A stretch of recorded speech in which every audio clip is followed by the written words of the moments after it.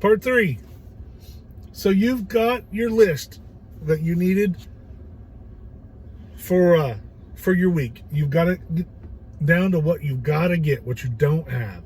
And for our story, it's food and water. We talked a little bit about the water, on how ways you can get it. Our goal is 25 gallons. Yours may be more, maybe less.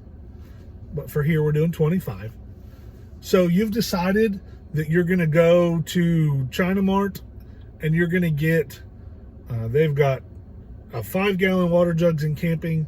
They're about $15. You're going to get 2 of those and put in the closet, and you're going to get 2 cases of bottled water.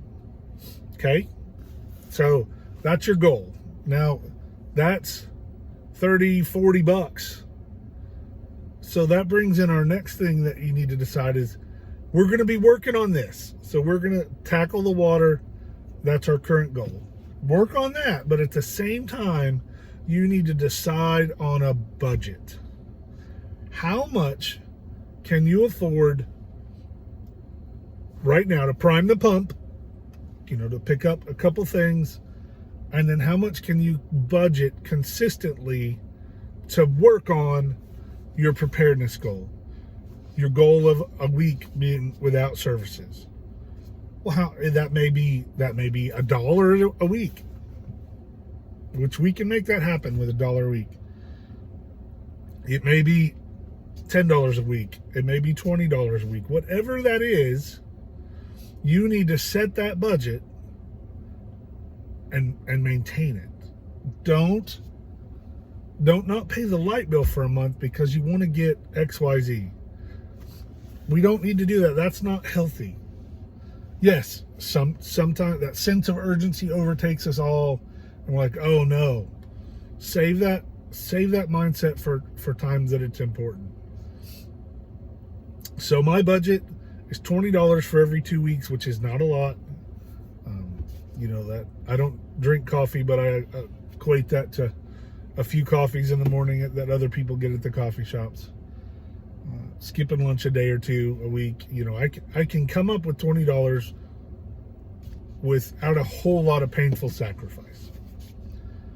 So I take that $20 and I go to the store, and my current goal, we're working on water, is okay, I've got enough for a 5-gallon container and some change. So I'm going to go buy that $15 5-gallon container. I'm going to pay the government for it too, the taxes. And I'm going to have a little bit left over. Well, I'm going to save that in an envelope, in a jar, in a can, whatever, however you want to do it. I'm going to save that extra $250, $350, whatever it is, for the next time, because I'm focusing on water. And so the next payday comes around and I've got my $20, and so I've got $22.50. Let's go with that. So I've got enough to get another container, to get my other 5-gallon container, and I've got enough to get a case of the 20-ounce water bottles. Now, they're not my preferred. This is me reaching our goal for our week. Big bottles are great. The big jugs are great. I prefer those. But the water bottles are easy to recycle or to cycle through and use, and more user-friendly. Right? There's lots of other options, but we're trying to eat an elephant here. So now, in a month, I have 10, probably 15 gallons of water, and I haven't even done anything. So I sell a couple things on Facebook Marketplace, and I come up with another $10, and I pick up some more water. So in a short time, while you're on a budget, you can meet these goals and mark them off. Be proud. Hey, when you get to 25 gallons of water stored in your home, be excited. Be excited. Throw a party. Which party to me is like, yay. So get that done and be proud that you've accomplished that.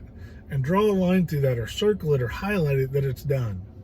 And then move down to your next thing. Which your next thing can be even more overwhelming. Water is pretty easy.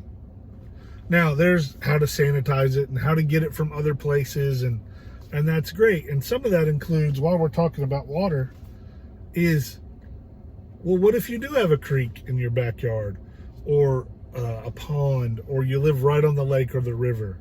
Well, great. You need a way to transport that water to safe, and then make it safe by filtering and purifying that water. And so that's the next step. But if you have access to that water that close, I have a creek and a pond within sight of my house, I'm still going to want to, I have a couple ponds actually, I still want to store that week's worth of water that we're working on in my home, so I don't have to go anywhere. I don't have to leave the safety of my home for a week. The next step would be, how can I replenish my water? And that's for other videos. We're staying basic right now.